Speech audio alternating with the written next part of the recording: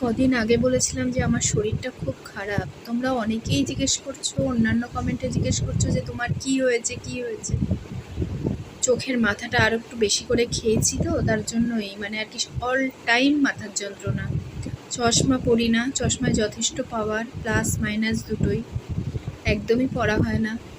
তো ঘরে থাকলে তো পড়াই হয় না, বাইরে বেরোলে উঁচু নিচু দেখি, কেমন একটা দেখি। তো এই হলো ব্যাপার, অল টাইম মাথার যন্ত্রণা করছে, যার জন্য মানে আর কি শরীরটা খুব খারাপ। অল টাইম মাথার যন্ত্রণা করলে যেটা হয়, সারাক্ষণ একটা অস্বস্তি, মাথায় তালুতে সাইডে চাপ ধরে ব্যথা, এইগুলো চলছে।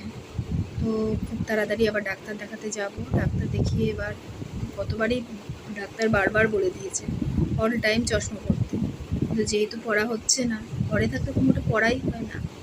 তো সেটাই হলো ব্যাপার, লেখা ফেখা, তারপরে ডেস্কটপে বসে কাজ করা, এইসব মিলিয়ে খুবই শরীরটা খারাপ, মাথার যন্ত্রণায় প্রচণ্ড কষ্ট পাচ্ছি। আবার আবার চেক করাতে হবে, আবার নতুন করে চশমা বানাতে হবে। এই চশমাটা আমি অনেক টাকা দিয়ে বানিয়েছিলাম। তারপরে আমার চোখে লাইট পড়লে, আলো পড়লে ভীষণ মাথার যন্ত্রণা বেড়ে যায়, যার জন্য ব্লু কোটিং করা। সব মিলিয়ে চশমাটা অনেক টাকা পড়েছিল, কিন্তু এখন এটাকেও তো বাদ দিতে হবে। পাওয়ার তো অলরেডি ছাড়িয়ে গেছে হয়তো।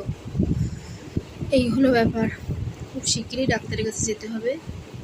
সামনের মান্থে হয়তো ডাক্তারের কাছে একটু যাব।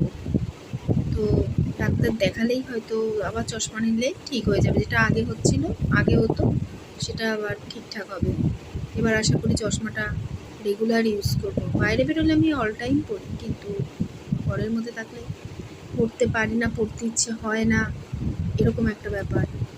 এই